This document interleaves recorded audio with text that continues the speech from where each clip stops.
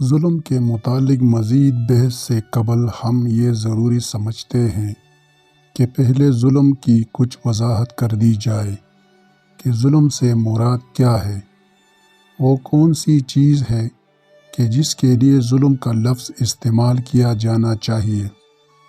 جب ہم ظلم کے مفہوم کے متعلق غور کرتے ہیں تو ہمارے ذہن میں مار پیٹ کرنے، قتل کرنے، سنسار کرنے، آگ میں جلانے اور اسی طرح کے دیگر تصورات ابھرتے ہیں۔ لیکن کیا واقعی ظلم اسی کا نام ہے؟ اگر ایسا ہے تو ایک والد اپنے بیٹے کو یا ایک استاذ اپنے شاگرد کو اس کی کسی غلطی کی سزا کے طور پر مار رہا ہے تو کیا ظلم کر رہا ہے؟ نہیں، بلکہ وہ اس کی اصلاح کے لیے کر رہا ہے اور اس کی غلطی کی سزا کے طور پر کر رہا ہے، جو کہ عدل ہے۔ اس طرح اگر کسی کو قصاص میں قتل کیا جا رہا ہے تو یہ ظلم نہیں، عدل ہے۔ کسی محسن زناکار کو زنا کی سزا میں سنسار کیا جا رہا ہے تو یہ ظلم نہیں، عدل ہے۔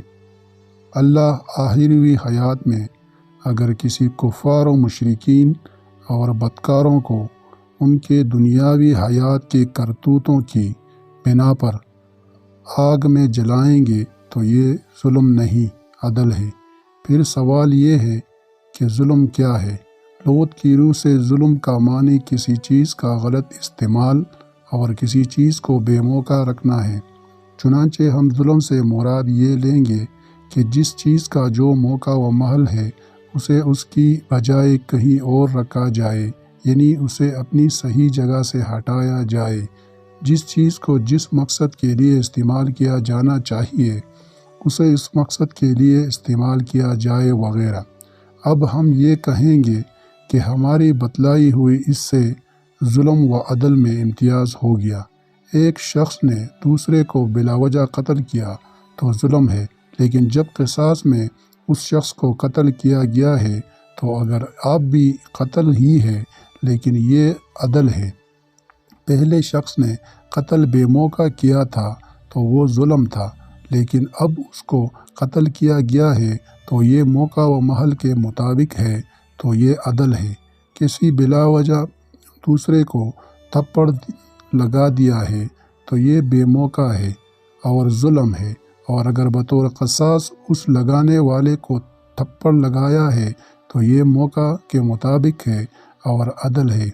کسی نے بلا وجہ کسی کا ہاتھ کاٹ دیا تو یہ بے موقع ہے اور ظلم ہے، لیکن اگر کسی کے چوری کرنے کی پاداش میں اس کا ہاتھ کاٹا گیا ہے تو یہ موقع محل کے مطابق ہے اور عدل ہے۔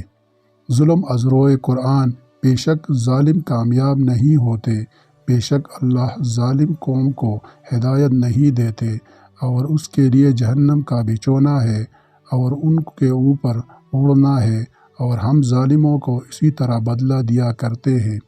ظلم از روئے حدیث: ایک ظلم قیامت کے دن کئی اندھیرے ہوگا۔ جس نے بالشت پر زمین کا ظلم کیا، زمین ظالمانہ انداز میں عذاب کی، اس کو 7 زمینوں کا طوق پہنایا جائے گا۔ شریعت اسلامیہ میں نہ صرف یہ کہ ظلم کی ممانعت کی گئی ہے بلکہ ظالم کی مدد اور اعانت کی بھی ممانعت کی گئی ہے۔ شکریہ۔